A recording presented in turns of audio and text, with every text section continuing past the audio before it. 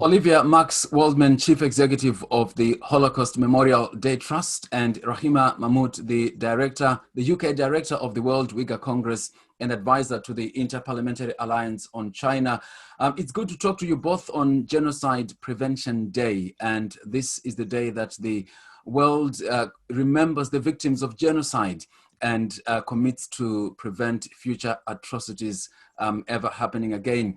Rahima, let me start with you because China is believed to have detained more than 1 million Uyghur Muslims in prison camps across Xinjiang province. And we believe this has been happening since 2017, and you've made it your mission to highlight their plight. Why do you think this particularly matters on Genocide Prevention Day? Thank you very much for having me. And we believe and we have mountains of evidence that China is committing genocide against the Uyghur people and other Muslim minorities in East Turkestan. And it is important for the world to remember that not just the past genocide and what is happening now, because 75 years ago, it has been promised that never again, but it is happening again. And therefore, it is important that today, for me to speak up and on behalf of my people, millions, maybe up to 3 million Uyghurs and other Muslim minorities are locked up in camps. And the people not in the camp, they are not free. And therefore, it is important. And you've got a compelling reason for speaking out yourself because your family members are among the hundreds of thousands whose fate is unknown in Xinjiang province. Can you tell me more about that? Since October 2016, I found out that I couldn't get through to anyone. I tried for 2 months. I cannot get through to any of my family members, my sisters and my brothers. And finally, on the 3rd of January, I managed to get hold of my eldest brother after calling him hundreds of times. And when I asked him, when he answered the call, I said, why no one is answering my phone? And he said, they did the right thing.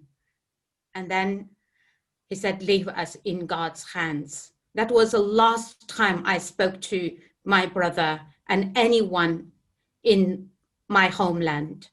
And it has been almost 4 years now, apart from hearing terrible stories and leaked documents interviewing people from the survivors from the camps and the general situation, what is happening to my people, there is no words for me to explain the despair, the pain, what the Uyghurs are facing, whether living inside East Turkestan or people like me living in exile, even in free country, we don't feel free.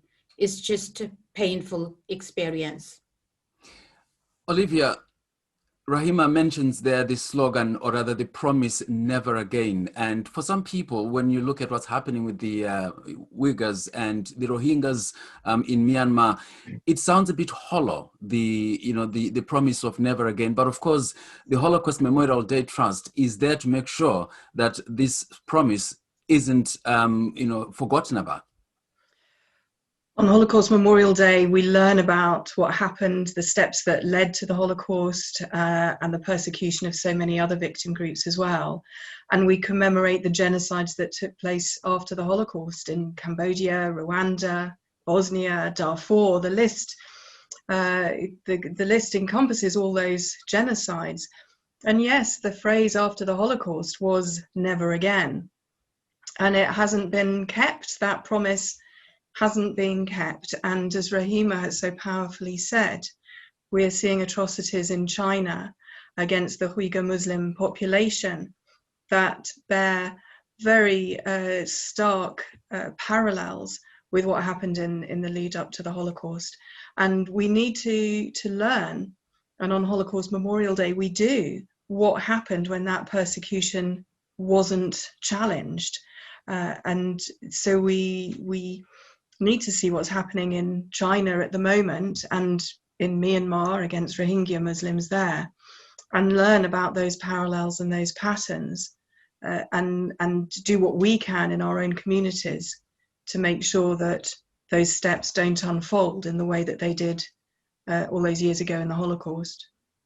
Now, Uyghurs like Rahima speak of genocide unfolding in Xinjiang province, but the rest of the world is reluctant to use that term. They speak instead of human rights violations. How do we know whether a nation is committing genocide? And I'm asking this because we know that genocide is not a one-off event. It is actually a process. That's correct. And at the Holocaust Memorial Day Trust, we follow the work of Professor Gregory Stanton, who works for the international organization Genocide Watch. He has outlined 10 stages that lead to genocide, that start when a population is grouped together, when they are separated, maybe have symbols put on them, like the Jews had yellow stars put on them by Nazis in the lead up to the Holocaust. Muslims in Bosnia had to wear a white armband. And those stages then include stereotyping, propaganda, persecution, separation out from the general population into segregated areas, segregated schools and workplaces and so on.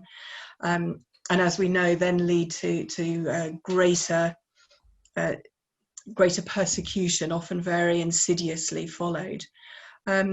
Holocaust Memorial Day Trust follows a legal definition of genocide when it comes to marking genocides on Holocaust Memorial Day. And we follow the legal definition that was set out by the UN. And we also take the term as applied in an international legal tribunal when people have been indicted for the crime of genocide. That definition isn't perfect, but it is the one that most people use, and it describes how populations are persecuted, how the culture is tried to be eradicated. Often children may be taken away from the families so that they can be brought up in a different culture, and their own community languages and rituals are taken away from them. So there are a number of different elements that come into comprising a genocide. I recognize this sounds very dry, very legalistic, and at the Holocaust Memorial Day Trust, we're very aware that when we're using these terms, they're describing very real pain and very real trauma that apply to individuals and to families and to communities. And on Holocaust Memorial Day, we try and use that term so that it encompasses that legal definition, but we don't forget that at the heart of that is the pain and the trauma of individuals. Rahima, the question, I suppose, is what can the world do with the situation that you and your people find yourselves in? And I'm asking because you've said that there's a lot that governments can do to pressure China to change its policies in that part of the world. But China is a powerful country, very powerful economy, and they've got a veto at the UN. What can anybody do about China? So basically, the very first thing we believe that the definition, especially to determine what is happening to the Uyghur people, we need to get a legal determination. And we demand an independent United Nations mechanism to investigate and closely monitor and report what is happening to the Uyghur people. So basically, at the moment, no journalists or UN workers or missions can go there to report. No Uyghurs can speak to journalists or anyone freely. So this is number one thing we want change. The governments must put pressure on China. The second thing is that to commission an independent investigation. We believe a crime against humanity and a genocide against Uyghur and other Turkic Muslim in the Uyghur region. And third is hold China accountable through coordinated sanctions with allies and Magnitsky-style sanctions against state and non-state perpetrators. And number four, we want to take action against companies and institutions facilitating the persecution of Uyghurs and require companies importing products or components from China to investigate their supply chains for Uyghur forced labor and move their supply chains from China. So we know that this huge, big slave labor that China is benefiting since detaining up to 3 million Uyghurs. You've given an interview with a national newspaper here in the UK in which you wondered who in the free world will stand up for Uyghurs now that Donald Trump is leaving the White House. What did you mean by that? If you read that article, you will see my analysis. Who actually has taken any actions so far? There's only one country we can name a Magnitsky-style sanction against party officials and companies, and banning importation from forced labor. US did it under Donald Trump, but we are still waiting any actions from the UK, EU, many other countries. We know there are statements were made, but there is no any actions. We're still waiting for this government to take action and use the Magnitsky Act, which is passed this year, to also sanction the officials, the same officials that the US has already sanctioned, because we have already provided dossiers of the very detailed evidence of their crimes, and also entities like Public Security Bureau. So because of the action speaks louder than words, and we hope that other countries will follow what US and Donald Trump has done against China. Olivia, not long to go now, until Holocaust Memorial Day, 27th of next month. Presumably, events happening in China, they make Holocaust Memorial Day even more pertinent, don't they? They do. Holocaust Memorial Day is an opportunity for everybody just to set aside one day and really learn about what happened in the past and commemorate all the victims who were murdered in the Holocaust and under Nazi persecution and in subsequent genocides. And nobody leaves Holocaust Memorial Day events without thinking, well, what can we do today? What can we do to make a better community, a better society, a better world? And of course, as we look around, we see what is happening in China, and we see what may be happening in other parts of the world too.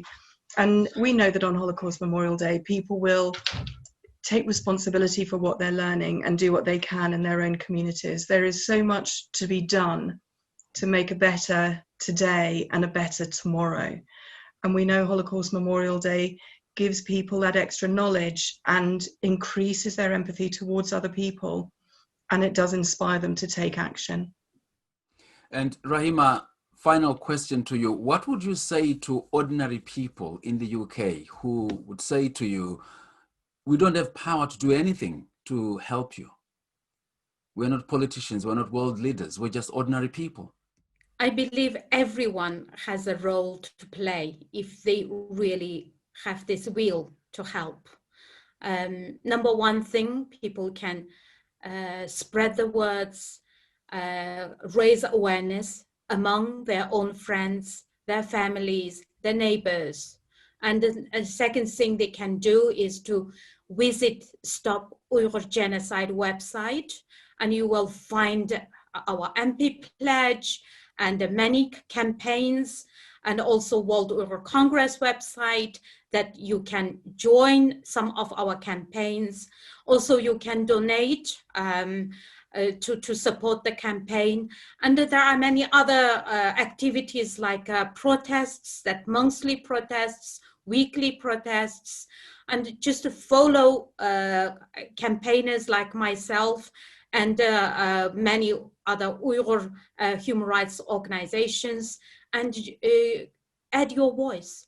That makes huge difference. We need public outrage and put more pressure on our government. So we need this grassroots level of pressure from individuals, from everyone. Rahima and Olivia, thank you very much for your time.